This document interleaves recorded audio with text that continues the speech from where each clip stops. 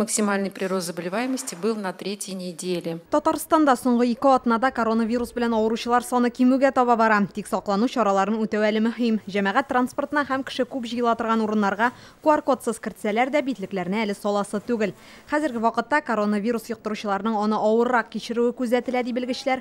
Омикронны да дельта штаммында йоктыралар. Иң еш авыручылар 60 яшьтән өлкәнрәкләр һәм вакцинаны кабат ясатмаучылар. Соотношение доли омикрона Авыручыларның 87% омикрон йоктыручылар, калган 13 дельта штаммы белән зарарланучылар. Узган атнада республикада грипп йоктыручылар ачыкланмады. ОРВИ белән авыручылар саны да кими бара. Татарстанда диспансерлаштыруны кабат үткәрә башладылар. Хәзер планлы медицина ярдәме дә күрсәтелә. Исегезгә төшерәбез, коронавирус белән авыручылар саны кинәт арту сәбәпле февраль башыннан бу эш туктатылып торган иде. Дүшәмбе 28 февральдән күчмә сырхауханәләрдә халыкны кабул итә башларга тиешләр. Бездә поликлиникаларда кешеләр әзрәк хәзер, пациент бар.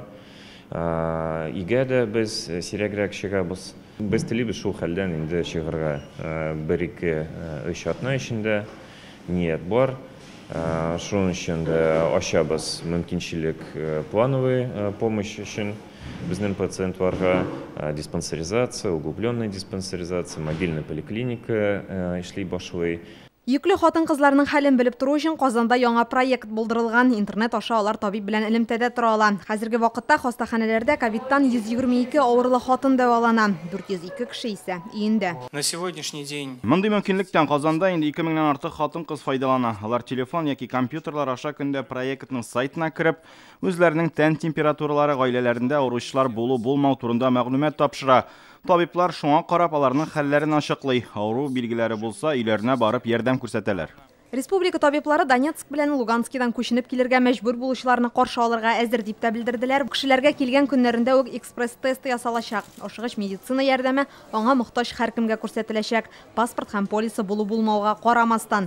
Планлы медицина ярдәмен алу өчен документларны рәсмиләштерергә миграция хезмәте һәм иминiyet компанияләре вәкилләре булышачак. Күченеп килергә мәҗбүр булучыларга коронавируска каршы вакцина алар яшәгән урынга барып ясалыр дип планлаштырыла. 6 пунктов на сегодня готово. Бу кешеләр вакытлыча яшәргә тиешле барлык пунктларда тикшерелде. Алар 6. Тиешле шартлар бар. Җылы, су үткәрелгән, канализация системасы эшли. Без лаборатор тикшерүләрдә үткәрдек. Һава һәм суның чисталыгын, санитар таләпләрнең ничек үтәлүен карадык. Ризык әзерләүчеләрнең сәламәтлеге дә тикшерелде. Бүгенге көндә Татарстанда коронавируска каршы вакцинаны барлык халыкның 80% алган. Әмнәри вакцинациягә исә прививка ясатучыларның һәр 3-нчесе генә килә. Инзилә Хөсәенова, Данил Филатов, Яңа гасыр каналы.